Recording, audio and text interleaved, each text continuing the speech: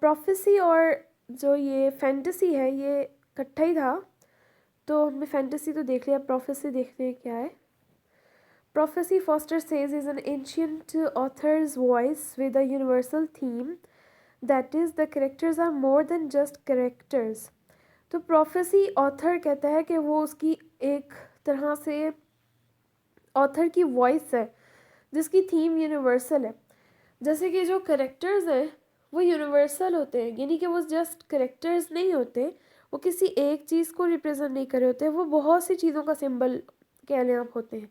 Symbol तो नहीं आप कहेंगे कि सिंबल के मीनिंग जो होते हैं ना वो कॉन्क्रीट होते हैं, और ये बहुत सी ऐसी चीज़ों को भी रिप्रेजेंट कर सकते हैं जो कि कॉन्क्रीट नहीं होती। यानी कि एक करेक्टर ही नहीं है, वो बहुत कुछ और भी है। जैसे कि अगर एक करेक्टर है तो वो मेन करेक्टर तो है ही, वो हीरो तो है ही, लेकिन वो किसी का बेटा भी है, वो किसी के लिए वो भाई भी है, किसी का वो दोस्त भी है, वो दोस्त बन के भी रिप्रेजेंट किया जा रहा है इस तरह से। यानी कि उसके ज़्यादा मीनिंग्स होते हैं। They are more than just characters, वो करेक्टर्स से काफ़ी कुछ बढ़कर होते हैं। He uses Dostoevsky's whose characters always represent something more than themselves as an example। वो दोस्तोवस्की जो कि क्राइम एंड पनिशमेंट के लिए मशहूर है राइटर, उसके वर्क की एग्जांपल देता है कि उसके कैरेक्टर्स जो होते हैं वो मोर देन कैरेक्टर्स होते हैं, वो अपने आप से बढ़कर कुछ रिप्रेजेंट कर रहे होते हैं। Unlike symbolism which has concrete meanings, the meanings of prophecy are more imprecise yet unfailingly universal। तो जो सिम्बोलिज्म्स के तरह नहीं बल्कि उसके बरअक्स इसके मीनिंग्स जो हैं वो इम्प्रिसाइज होते हैं लेकिन यूनिवर्सल होते हैं। फिर यूनिवर्सल मीनिंग्स होते हैं। यूनिवर्सल का मतलब यहाँ पे यही है कि वो एक चीज़ को रिप्रेजेंट नहीं कर रहे होते, एक से ज़्यादा चीज़ों को रिप्रेजेंट कर रहे होते हैं। तो ये था प्रोफेसी पे। लास्ट इसके चैप्टर्स जो है उसका नेम है पैटर्न एंड रिदम, की पैटर्न और रिदम क्या है। Lastly foster discusses pattern and rhythm. Pattern is the shape of a novel. Pattern वो कह रहा है कि एक शेप होती है, उसको पैटर्न कहते हैं। नॉवल एक शेप पे बेस्ड होता है, कोई भी नॉवल जो होता है वो किसी शेप पे बेस्ड होता है, उसको उसका पैटर्न बोलते हैं। Sometimes it is a geometric shape, कई दफ़ा वो उसकी जियोमेट्रिक शेप होती है। Such an hourglass where one character's social climb intersects with another social fall.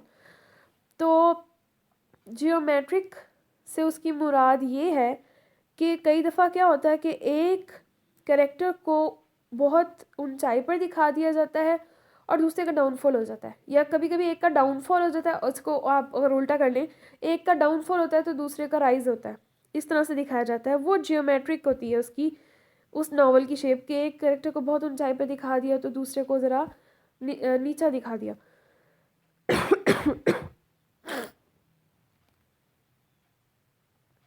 Next है और अ सर्कल। कई दफ़ा सर्कुलर भी होते हैं जो करेक्टर्स होते हैं, इनका पैटर्न सर्कुलर होता है।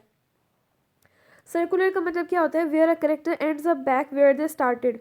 जहाँ से वो स्टार्ट किया होता है ना वो वहीं पे आकर खड़ा होता है। जैसे वो एक मुहावरा है ना, लौट की बुद्धू घर को लौटे। तो मतलब जहाँ से कैरेक्टर स्टार्ट करता है वो एंड पर वहीं यहाँ पे ख़त्म करता है, वहीं पर आकर रुकता है। तो ये सर्कुलर पैटर्न होता है। Pattern allows a reader to see the book as a whole.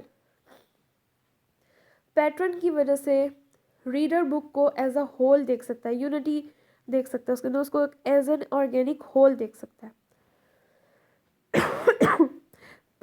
Foster warns however that pattern must grow organically grow करना चाहिए, यानी कि वो एज अ होल शो करना चाहिए उसको। When characters are forced into a pattern, the story loses authenticity and richness। जब characters को पैटर्न में ठोंसा जाता है ज़बरदस्ती, तब स्टोरी जो है वो अपनी ऑथेंटिसिटी खो देती है। तो पैटर्न के मुताबिक कैरेक्टर्स को होना चाहिए। आखिरी पॉइंट जो वो डिस्कस करा है वो है रिदम। रिदम क्या होता है? Rhythm is represented by a motive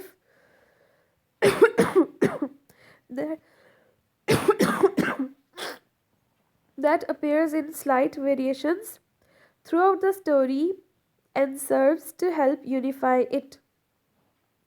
तो रिदम जो होता है वो एक मोटिव होता है। मोटिव वो चीज़ होती है जो एक नॉवल में बार बार आती है चीज़, उसको मोटिव कहते हैं। तो रिदम इज़ द मोटिव।